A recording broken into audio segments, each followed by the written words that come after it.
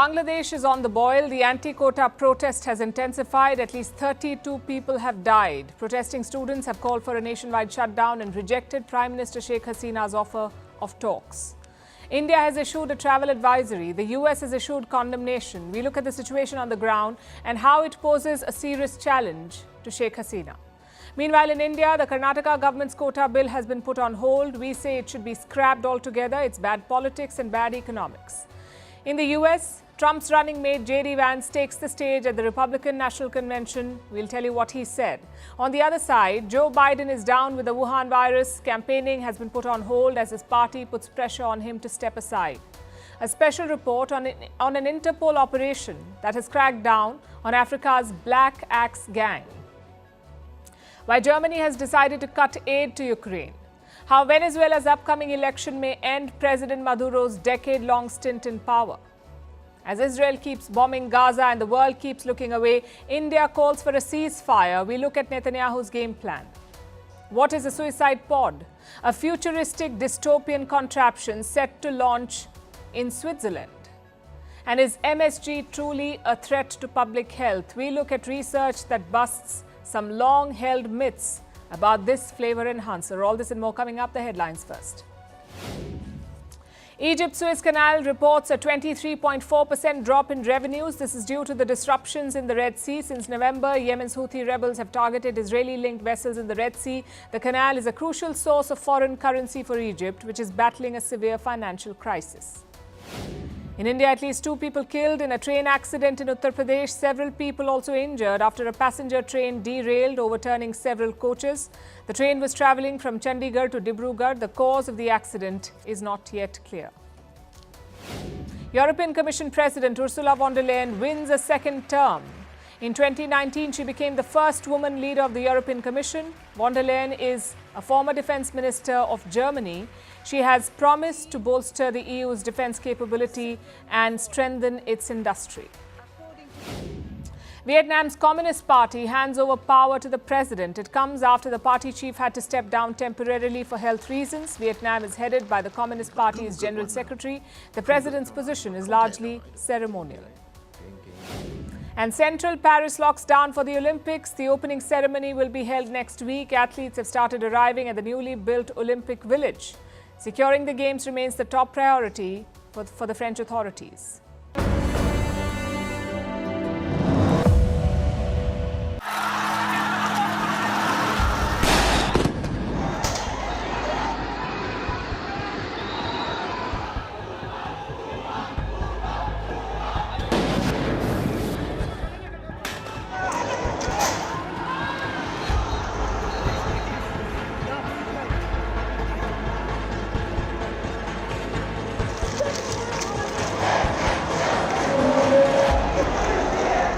আমি প্রতিটি হত্যাকাণ্ডের নিন্দা জানাই।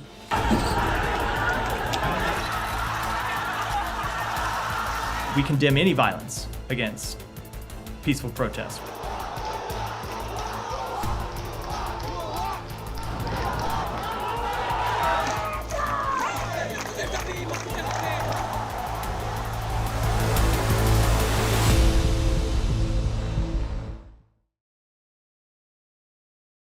Things are getting worse in Bangladesh. The protests are escalating. These are protests against job quotas. A lot of you have been writing to us from Bangladesh. We appreciate your emails, messages and comments, and we'll keep trying to show the full picture to the world. It's not a reassuring picture at the moment. There are armored vehicles on the streets of Dhaka. Riot cops are on the prowl. They're using tear gas and rubber bullets to repel protesting students.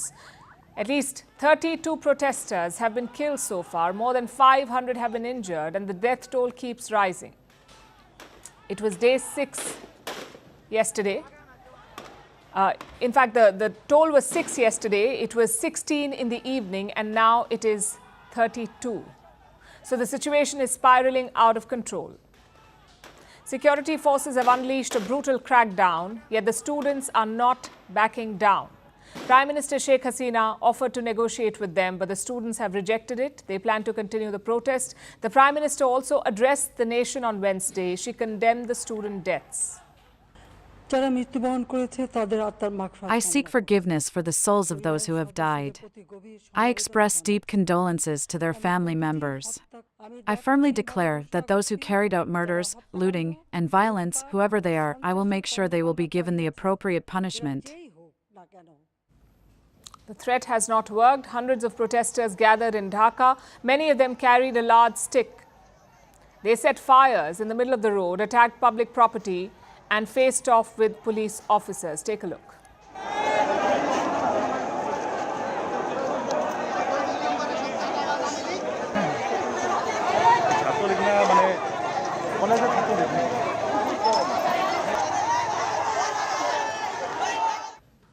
Protesters also targeted the state television headquarters. They have set the building on fire. It is feared that many people are trapped inside. Now, we've covered this protest before. The issue here is a quota in government jobs. Bangladesh used to reserve 30% of jobs for freedom fighters, 30%.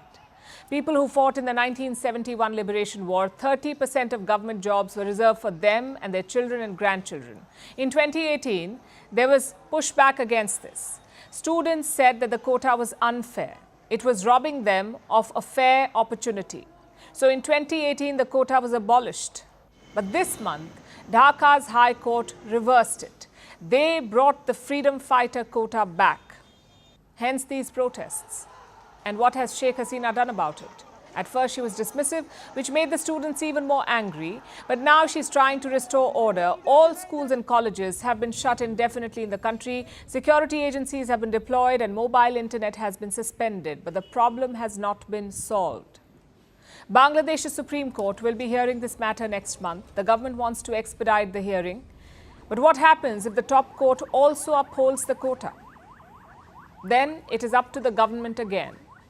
Prime Minister Sheikh Hasina says she is open to reforming the quota, but to what extent it's not clear.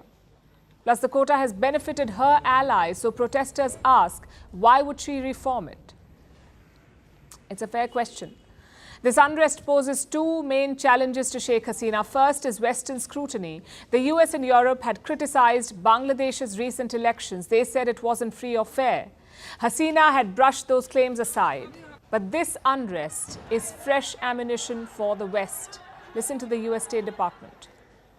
We've been watching this matter very closely, both from our embassy and officials here in Washington have been monitoring the protests, have seen the reports of people dying, being killed in the protests. And we, again, call on the government to uphold individuals' rights to protest peacefully. I know what you're thinking. Why does Western opinion matter to Bangladesh? Because of money.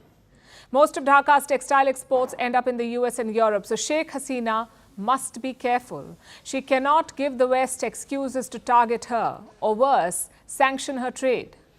Challenge number two is internal. Public protests are a recurring problem in Bangladesh. Just look at this list. In 2010, garment workers protested. Hundreds of them took to the streets. They attacked vehicles, burnt tires, and smashed shops. In 2013, the Shahbag protests happened. Tens of thousands of Bangladeshis demanded death penalty for a convicted war criminal. The same year, you had the Rana Plaza protests. A factory collapse killed more than 1,000 workers, so the backlash was immense. In 2018, Bangladeshis protested for road safety. The same year, they also protested against the 30% quota. And in 2022, the opposition organized a massive movement. Tens of thousands gathered in Dhaka. They demanded Sheikh Hasina's resignation. Now, this recent past makes one thing quite clear. Public protests are worryingly common in Bangladesh. The question is why? Government failure is one reason, but so is the nature of Bangladeshi politics. Sheikh Hasina has been in power since 2009, and in this period, she has cracked down on opposition leaders. They're unable to beat her at the polling booth. So what do? They hit the streets, especially the Jamaat-e-Islami.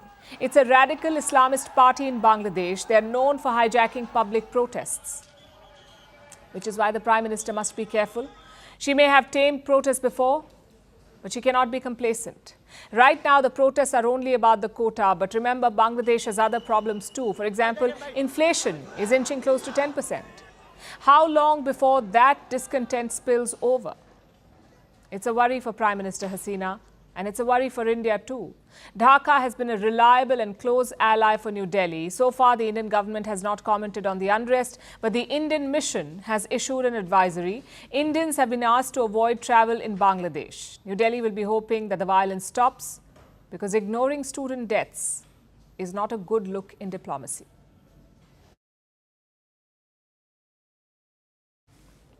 Speaking of India and quotas, we have some news from the state of Karnataka. It is home to India's Silicon Valley, the city of Bengaluru. But right now, it's making news for an anti-business move. A job quota in the private sector. For whom? Kannadigas, or the natives of the state. Now, a disclaimer first. The state government has put this bill on hold, but it's still important to talk about it, about why it's a really bad idea. First, the backstory. Regional identity plays a key role in Karnataka politics, a lot more than in other states. The 2011 census found that there are 3.2 million migrants in Karnataka. These are people from other states. 3.2 million, many of them live in Bengaluru. In fact, around 50% of the city's population is made up of migrants. Pro-Kannadiga groups do not like that. They say it's erasing the native identity. So the government, the state government, is capitalizing on that outrage. Now let's talk about the bill. It was cleared by the cabinet, the state cabinet, on Tuesday. It has two major clauses. One, 75% non-management jobs must be reserved for locals. And two, 50% of management jobs must also be reserved for locals. What if qualified locals are not available? The bill says, find and train them. And who qualifies as a local? Someone born and living in Karnataka for 15 years. They must be capable of reading, writing and speaking Kannada. Now, the problem here is obvious. Private companies chase profits. They look for the most qualified candidate, not the minority candidate, not the local candidate, only the best candidate. If you stop companies from doing that, they will lose money and eventually they will leave. That's what a body of software companies has said. Listen to this. I'm quoting, "This bill will hamper the growth of the industry, impact jobs and the global brand of the state. The bill threatens to drive away companies and stifle startups." Neighboring states sensed an opportunity here, like the state of Andhra Pradesh. Their government started wooing software companies. They said, leave Karnataka, come to Andhra Pradesh. And the pushback worked, because the Karnataka government has now put the bill on hold. They're saying the policy will be reviewed. But let's hope that it's shelved forever, because such quotas are dangerous for the country. They have three main problems. First is the legal problem. Other states have also tried local quotas. Andhra Pradesh, for one, tried it in 2018. They wanted to reserve 75% jobs in a certain salary bracket. The court said it may be unconstitutional. The state of Haryana tried it in 2020, but this time the court went a step ahead. It struck down the quota for locals. So such moves have not stood the test of law, and India's constitution is quite clear about this. You can live and work anywhere in India, anywhere in the country. No government can infringe on that right. So that's the legal challenge. The second problem is financial. If you tell companies who to hire, they will push back. If you meddle too much, they will leave. As simple as that. But the third problem is arguably the most important problem, the political problem. Quotas for locals is a Pandora's box. It opens the door to chauvinism and hyper-regionalism. Yes, we must protect regional differences and identities, but not by excluding fellow Indians. Consider this. We said that 3.2 million migrants live in Karnataka. 3.2 million Indians from other parts of the country live in Karnataka. But 2.5 million Kannadigas also live in other states. How would they feel if those states implemented a similar law? If they were kept out of jobs? And don't get me wrong, Kannadigas have every right to a fair share of their state's prosperity. But it's the how that matters.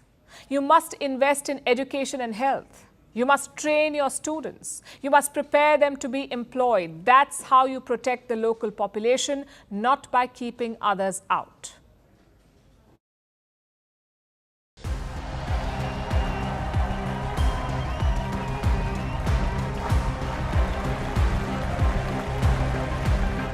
We will protect the wages of American workers.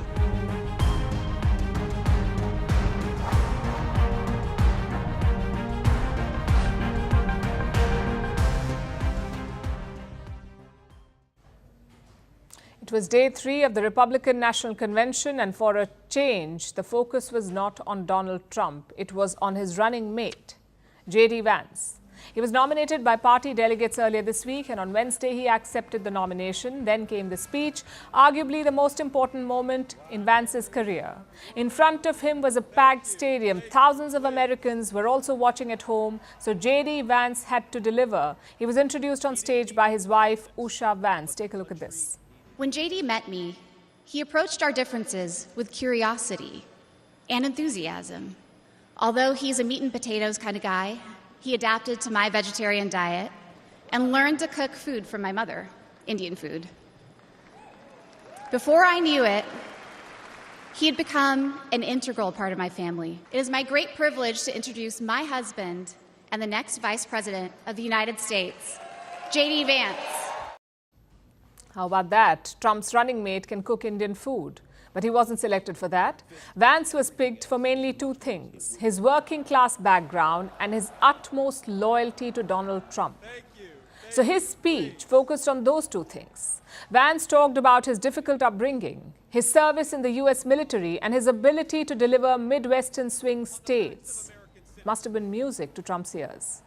This moment is not about me. It's about the auto worker in Michigan, wondering why out-of-touch politicians are destroying their jobs. It's about the energy worker in Pennsylvania and Ohio who doesn't understand why Joe Biden is willing to buy energy from tin-pot dictators across the world when he could buy it from his own citizens right here in our own country. We will protect the wages of American workers and stop the Chinese Communist Party from building their middle class on the backs of American citizens. Mr. President, I will never take for granted the trust you have put in me. And what an honor it is to help achieve the extraordinary vision that you have for this country. It's a good contrast. Trump is a billionaire real estate mogul. He was born with a silver spoon, so it's hard for him to reach out to working class Americans, especially the undecided ones. And that's where J.D. Vance comes in. At 39 years of age, he's not a seasoned politician. In fact, his career in the U.S. Congress started only 2 years ago in 2022. That's when Vance was elected to the U.S. Senate. Yet Trump is betting on him. Do you know why? Because J.D. Vance has an excellent story to tell. Born in a poor family, raised by a mother who was addicted to drugs, fought in the Iraq War, and married to the daughter of Indian immigrants. It makes for an excellent campaign pitch. And that's what Vance did on Wednesday. In my life, I had a guardian angel by my side. She was an old woman who could barely walk, but she was tough as nails. I called her Mamaw, the name we hillbillies gave to our grandmothers. Our movement is about single moms like mine, who struggled with money and addiction, but never gave up. And I'm proud to say that tonight my mom is here, 10 years clean and sober. I love you, Mom.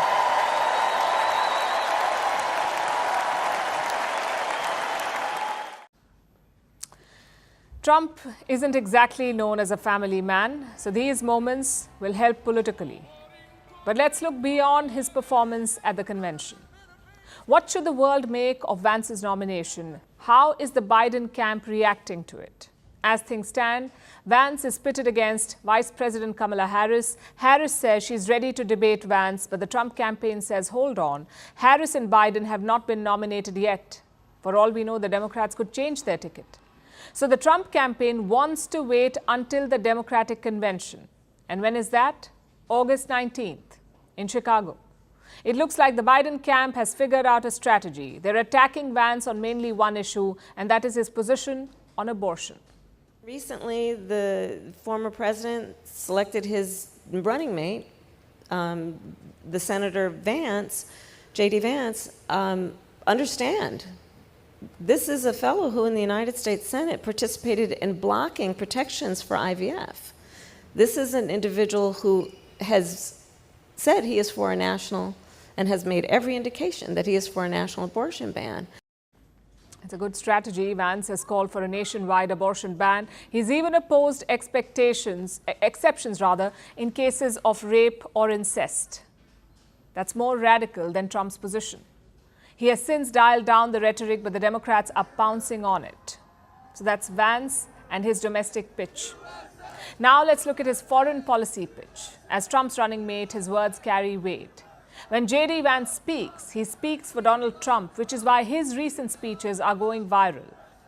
Vance recently took aim at the Labour Party in the UK.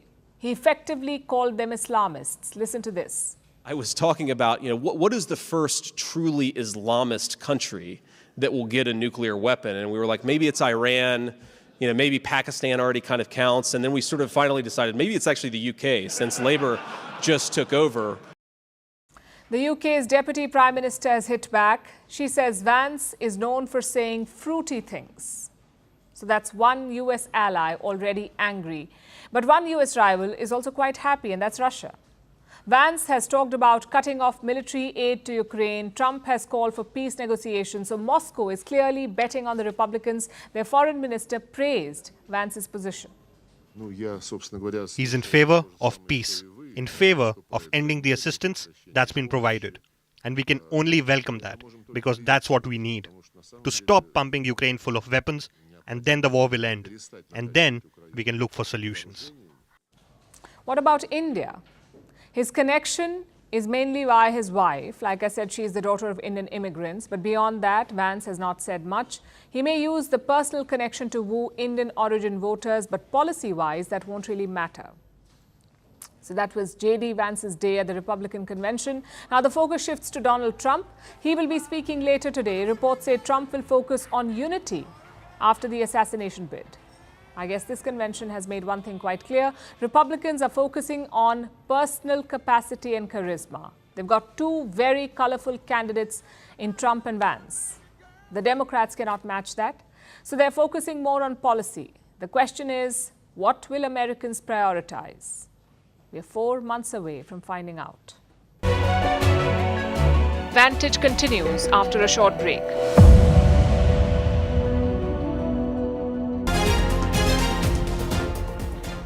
Thank you all so much for your patience and understanding. Regrettably, I was just on the phone with President Biden, and he shared his deep disappointment at not being able to join us this afternoon. The President has been at many events, as we all know, and he just tested positive for COVID. So, of course, we understand that he needs to take the precautions that have been recommended, and he did not obviously want to put anybody at risk. He said to tell my folks that we're not going to get rid of him that quickly. We're going to have a chance to hear from him in the future directly.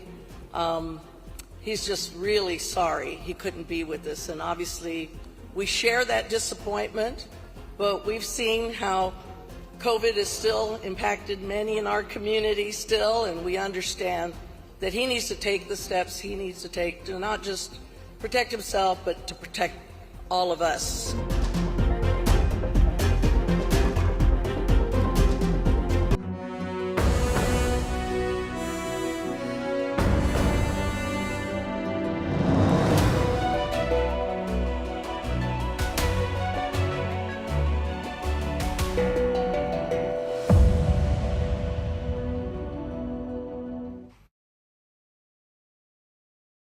I think I'm the most qualified person to run for president.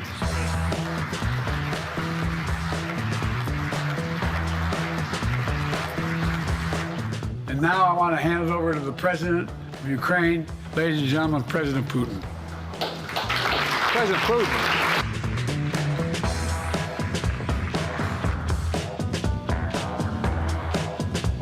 I know I'm only 41.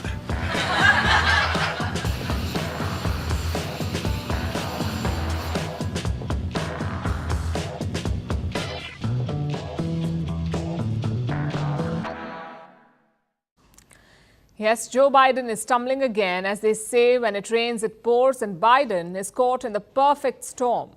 just when it looked like it couldn't get worse, it did. After the setbacks of the last few weeks, the president is down with the Wuhan virus now. He tested positive yesterday, and this is a big blow to his campaign. Biden has gone into isolation, but before doing that, he was asked about his health, and he said he's doing fine. How are you feeling? Mr. President, how do you feel? How do you feel? Biden was in Las Vegas to campaign. He had to cut his trip short, and he'll be out of action for a while, but it won't be a long break because he cannot afford that. His party is already losing patience with him. Influential Democrats are turning against Joe Biden, like Chuck Schumer, Nancy Pelosi, and Hakeem Jeffries. These are the top Democrats in the U.S. Congress. Biden leans on them to build support for his legislative agenda. In recent days, they've all spoken to Biden about his campaign and about his chances of re-election. And Chuck Schumer was quite blunt. He believes if Biden carries on, the Democrats could suffer losses in the U.S. Congress too. Hakeem Jeffries gave a similar assessment to the president. What about Nancy Pelosi? Reports say that she's convinced that he will lose, that Joe Biden cannot defeat Donald Trump. That's Pelosi's view. So there is pushback from senior Democrats. Biden has been trying to counter them through some public statements. He says the average Democrats are with him, whatever that means. And even that rings hollow, by the way. A new poll has come out today. It has punctured Biden's claims. It says only 3 out of 10 Democrats, average Democrats, still support Joe Biden for a second term. The majority wants him to withdraw, which brings us to the second major challenge for the party. Who will replace Joe Biden? Who is the best candidate for the job? Can it be Kamala Harris? She can be a consensus choice. That's what another poll says. Another poll was held in 6 American swing states, also called the battleground states. That's because voters here do not have a set preference. They keep swinging between Democrats and Republicans, hence the name swing states. Now, a poll was conducted here and it found that Kamala Harris could be the best replacement for Biden. But that's assuming that the president will step down. He says he won't. He believes he can still turn this around. Before going into isolation, Biden gave an interview. Listen to what he said. I feel good. I feel as good as I did before. Look, one of the things is most communities don't really begin to focus on the election until they get into September. And so all the talk about who's leaning where and how, it's just kind of, you know, everything so far between Trump and me has been basically even. And so, but I feel good because, look, the way Trump has characterized the community is quite frankly sick. Biden believes the polls could show a different picture in September. That's a very optimistic view. Also, it was expressed before he tested positive, but now this new bout of illness puts the public focus back on his health, and that's something that Biden and his team were desperately trying to avoid. So his re-election hinges on the health factor. Is he fit enough to continue? Can he sustain for 4 more years? Can he handle the pressures, physical and mental, of being a president? More and more people believe he cannot. And there's no doubt that he's falling ill more often. During the debate with Trump, Biden was not coherent. He sounded raspy. His aides had blamed the debacle on a cold and a jet lag. I was back in the United States 12 or 13 days before the debate. So his explanation for a poor debate performance is jet lag. So what I want to say is it's the jet lag and also the cold. Now, Biden is in isolation. He's being treated for the Wuhan virus. It's his second break in less than 2 weeks. Earlier, he'd paused all campaign activities in the wake of the Trump shooting. Different reasons, yes, but the impact is the same. Every day away from the campaign is a day wasted, and you cannot afford that during election season, especially if your health is being questioned. You have to be out and about. You have to prove that you're fit by campaigning hard, by surviving the grind of rallies and speeches, by being more visible. Joe Biden understands that. He says he'll step down if he is diagnosed with a medical condition. Is there anything that you would look to, you personally, not anybody else, not other pundits, not even perhaps family members, that you would look to say, if I see that, I will reevaluate? If there had some medical condition that emerged, if the doctors came to me and said, you got this problem, that problem. The thing is, voters may not wait for a doctor's certificate. Biden should use this period of isolation to reflect on his chances and his capabilities and step aside instead of waiting to be pushed aside.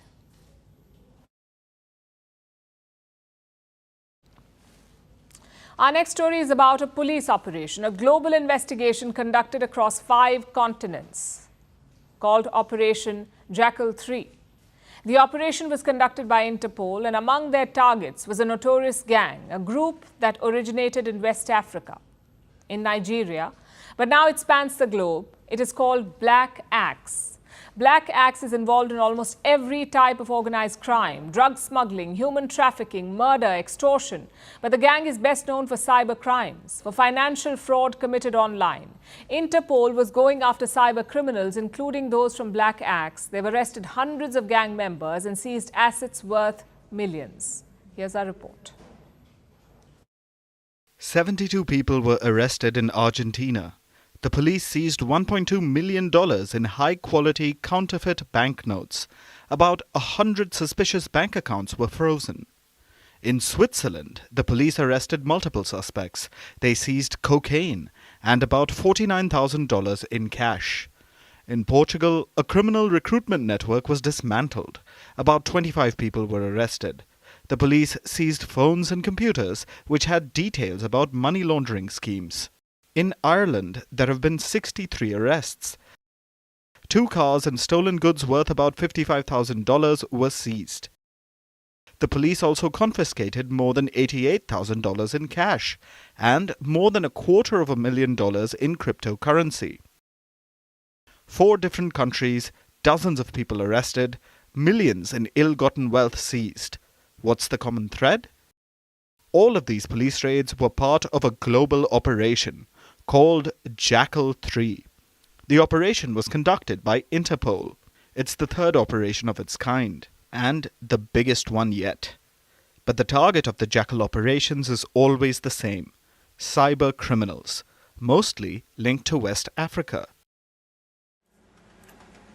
Interpol's Director of Financial Crime said, and I quote, "The volume of financial fraud stemming from West Africa is alarming and increasing. This operation's results underscore the critical need for international law enforcement collaboration to combat these extensive criminal networks." And the most notorious network is a gang from Nigeria, from Benin City in the Edo state. It is known as Black Axe. It was founded in 1977 as a student fraternity in the University of Benin, Nigeria. It began as a Pan-African movement. But reports say that this changed over time. The group first became a cult, and then a global mafia, which specializes in cybercrime. It is also involved in drug trafficking and human smuggling. But Black Axe specializes in cybercrime. Business email compromise, or BEC in particular. This is when a scammer pretends to work for a legitimate business, either by creating a legitimate-looking company email ID or hacking into a real firm's email account. They contact potential victims with the business email IDs and demand payments. This type of crime has been on the rise.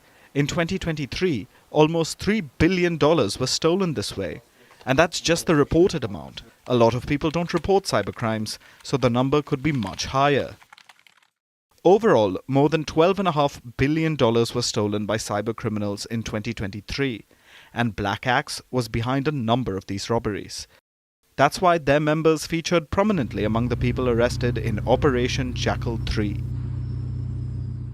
The operation took place between the 10th of April and the 3rd of July. Interpol just released the final figures. About 300 people have been arrested across 21 countries in 5 continents. About 400 additional suspects have been identified, and about 720 bank accounts have been frozen. But is this enough? Because cybercrime has been growing exponentially, thanks to gangs like Black Axe. Now let's talk about Ukraine. In the last 24 hours, Kiev received some good news and some bad news. Let's start with the good news. Ukrainian President Zelensky is in the UK today attending a European Community Summit. being hosted by Britain's new Prime Minister Keir Starmer. Starmer is going out of his way to assure Zelensky that Britain has his back. So our first task here today is to confirm our steadfast support for Ukraine, to unite once again behind those values that we cherish, and to say we will face down aggression on this continent together. Because the threat from Russia reaches right across Europe. Starmer is sending a message. Like Rishi Sunak and Boris Johnson before him, Starmer will continue to help Ukraine. That's the message, and that was the good news. And it must have been music to Zelensky's ears, because lately he would have been hearing a more ominous sound, the whispers of his Western allies abandoning him, starting with his most important ally, the United States of America. There was always a good chance that Donald Trump would win this year's election and return to the White House, but that possibility became more real this week, after the attempt on Trump's life. He seems closer to power than ever before, and that is bad news for Ukraine, because Trump has been quite clear. He wants to stop funding Kiev. He wants to push for talks between Ukraine and Russia. Whether this happens or not, the message is clear.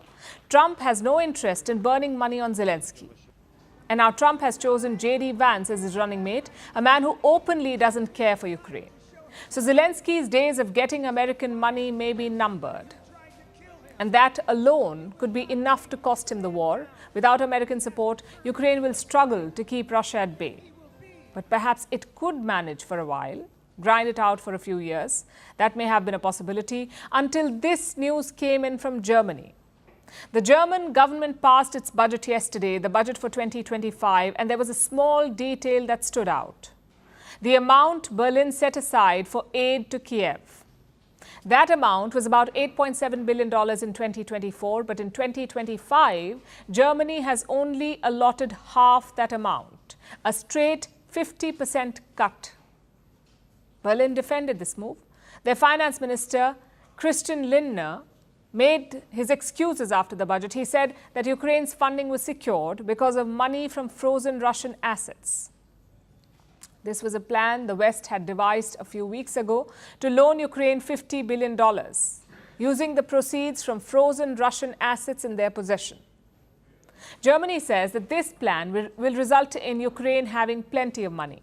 So it doesn't need to set aside too much for additional aid. That was the excuse. But is that the only reason that Berlin is cutting funds for Ukraine? Lindner also had this to say. Germany continues to be strongly engaged on an international level, but to some extent, weight is being shifted. We have to invest a lot more in our hard security, and at the same time, we cannot continue to be involved across the world like we used to be. He said Germany needs to invest money in hard security. That means defense spending, and it could explain the decision behind cutting funds for Ukraine. Germany is a member of NATO, but it doesn't really pull its weight. Germany has systematically underinvested in its military. Berlin has gotten away with this for years, but it might not work anymore, especially if Trump returns to the White House, because Trump has been clear on this too. Every NATO member must contribute its fair share. They must spend at least 2% of their GDP on defense. That is what Trump wants. Now that his return seems imminent, Germany seems to be scrambling, trying to arrange the required funds from all available sources, including the money they set aside for Ukraine. This is another blow for Kiev, and it might not stop here. So the question is, if other NATO countries follow Germany's example, if they too pull aid for Ukraine, how long before Kiev capitulates?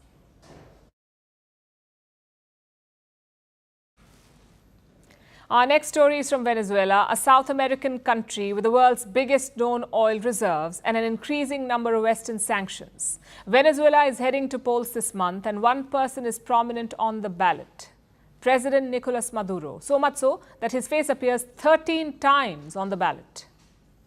But will that help him win the election? This time he cannot count on it, because for the first time in a decade, Maduro is facing a challenge from the opposition.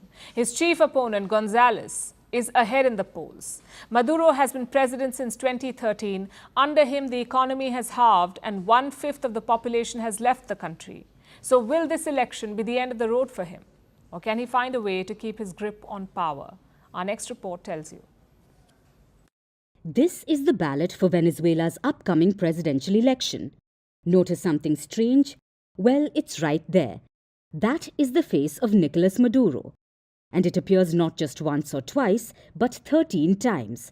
In fact, it takes up the entire top row of the ballot. So why is Maduro's picture there 13 times? Well, it's for all political groups he's representing. Now, this isn't unusual for Venezuela. Multiple parties often nominate the same candidate. But 13 times is a lot. It makes Maduro the easiest to identify. Venezuela's ballot has 38 political parties. It's to make the elections feel democratic. However, it's anything but free and fair. If you don't want Venezuela to fall in a bloodshed, in a fratricidal civil war, because of the fascists, then let's guarantee the biggest electoral success in the electoral history of our people. Venezuela is heading to polls on July 28th. The country has 17 million eligible voters. This is Venezuela's first election since 2018. On one side is Nicolas Maduro. He's the incumbent. He belongs to the United Socialist Party of Venezuela. Maduro was elected as president in 2013, so this is his 11th year in office. Maduro is the heir to Hugo Chavez, a popular socialist who expanded Venezuela's welfare state. After Chavez died, Maduro won the elections. In 2018, he was re-elected again. The election was seen as a sham, and Maduro's popularity took a hit. After all, he presided over Venezuela's economic collapse. Millions left the country. There's corruption and government mismanagement. But Maduro doesn't seem to be too bothered. He looks to be dancing his way to victory. But his happy dance could soon be over.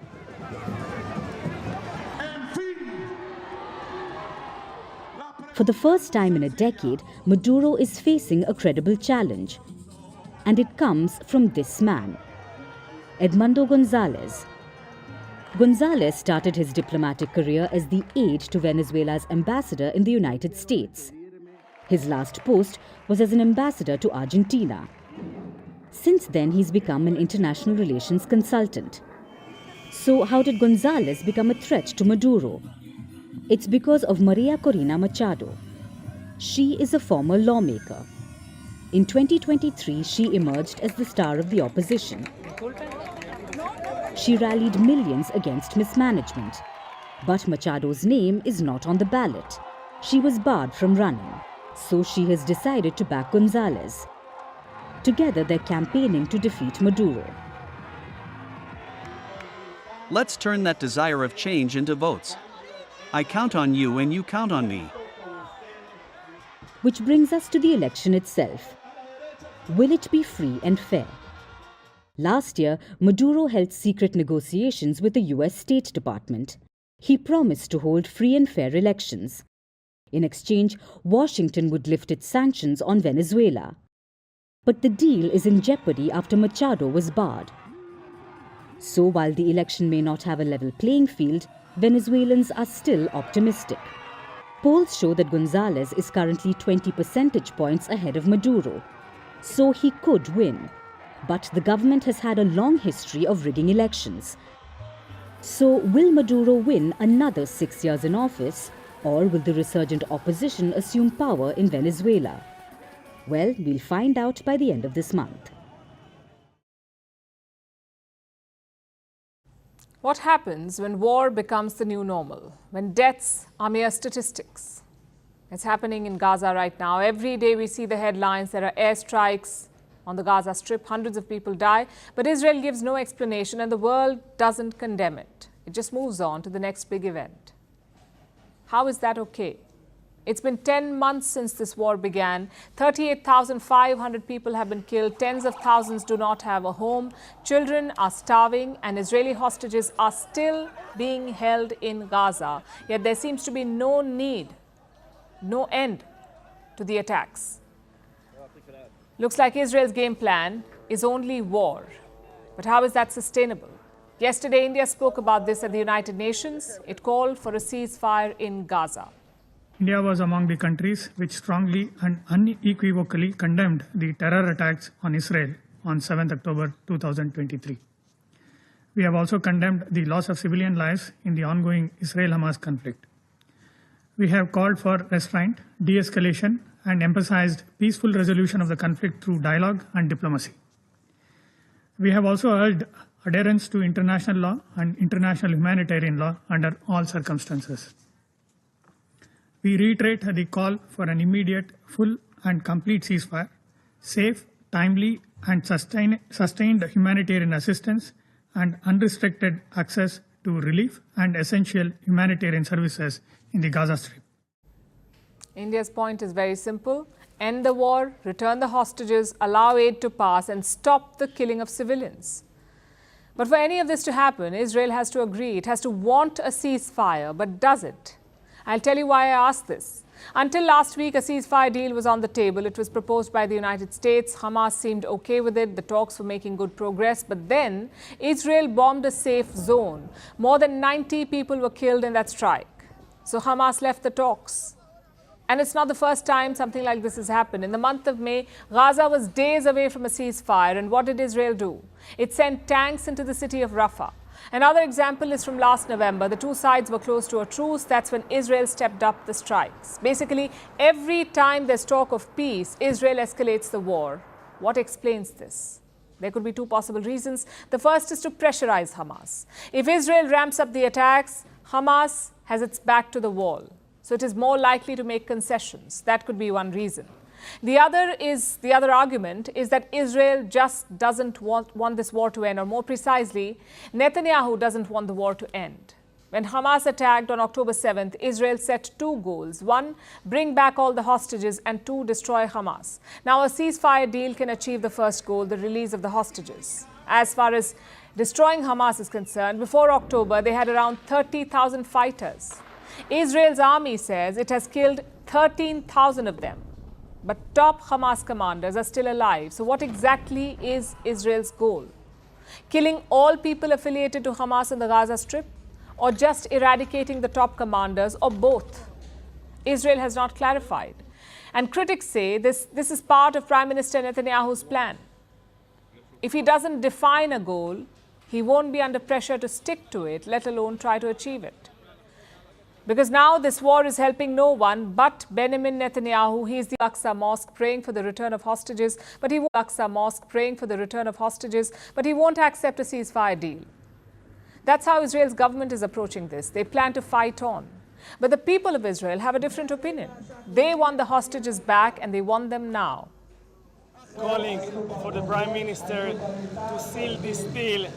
The Defense Minister and all the security services telling us this is the right moment to close this deal. Omar is more than non-mine in the captivity in Gaza, and I'm here to make everything and to put all the efforts to bring them home. We are here asking our Prime Minister not to fly before he's making the deal, before he's signing the deal. Israelis want a peace deal. Their government wants war. Caught in between are 100 hostages and tens of thousands of Gazans, while the rest of the world is busy looking away.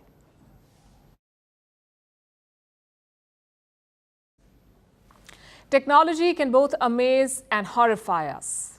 Our next story tonight is more about the latter, the horrific part, courtesy a new product on the market, a suicide pod. It is exactly what it sounds like. A pod meant to assist suicides.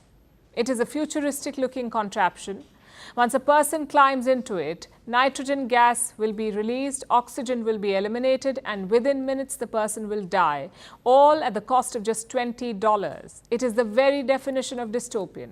Understandably, the pod has received severe backlash. It has been met with calls for bans. But the makers are undeterred. They plan to launch the suicide pod in Switzerland. Here's a report. This is Sarko, the Tesla of euthanasia. At least that's what it's been dubbed, because this is a suicide pod. In crass but simpler terms, it's a portable machine to kill oneself. This is a futuristic-looking 3D printed machine. It was first unveiled in 2019. Ever since then, it has been mired in controversy, and expectedly so. But now the drama has reached new heights, because for the first time it will be open to use. That releases the lid. The lid is very light to touch, so it's very... The details are not clear yet, but the pod is expected to be launched in Switzerland and put to use in the coming months. Why Switzerland? Because of their law. Assisted suicide has been legal in the country since the 1940s. And there are two requirements. First, the person wishing to die must pass a psychiatric test. Secondly, the assisted suicide has to be performed by someone with no direct interest in the death. The procedure is straightforward. There are legal guardrails. This makes Switzerland among the best options for assisted suicide, not just for its own citizens, but globally. The country is now called a suicide tourism magnet. So Switzerland was the obvious pick. But what differentiates the pod from other means of euthanasia? How does it work? After the psychiatric test is complete, the pod will allow a person to die without the requirement of medical supervision. The makers say it will reduce the dependence on doctors. So they climb in to the capsule, they close the lid, they will be asked questions, and that part works. A few questions are asked to see whether they know what they're doing. Who are you? Where are you? What happens if you press the button? That allows the power to come onto the Sarko, and then the person says, if you want to die, the voice says in the processor, press this button. The person presses the button. Immediately in the base, the generator, a large quantity of nitrogen is produced, which eliminates all of the oxygen in the actual capsule. Once the button is pressed, the expected time frame is 5 minutes before death occurs. The pod has been primarily built for people with serious physical illnesses. Plus, it's relatively cheap. It costs $20, so it's accessible. But the idea has invited more discomfort than praise. The pod has received severe backlash. This is a solution that we really don't understand, which is luxurious. We could call it that. That is the design. But it seems totally inappropriate to us. The way we work, using pentobarbital, which is prescribed by a doctor, which allows people to die gently, surrounded by their loved ones, friends, and children, is a death that is so much more serene than shutting oneself up alone in a Sarko, even if that Sarko happens to be facing the Matterhorn. Authorities have suggested that the device should be banned. They have called for severe punishment for those assisting the suicide and the inventor. Critics call him Dr. Death. But the inventor is sticking to his guns, or pod, in this case. It's not just some medical privilege for the very sick. It's a fundamental human right. If you've got the precious gift of life, you should be able to give that gift away at the time of your choosing. So that's the logic, returning a gift. But one thing that takers should know is once a decision is made, they won't be able to change their minds. Because once you press that button, there's no going back. Vantage continues after a short break.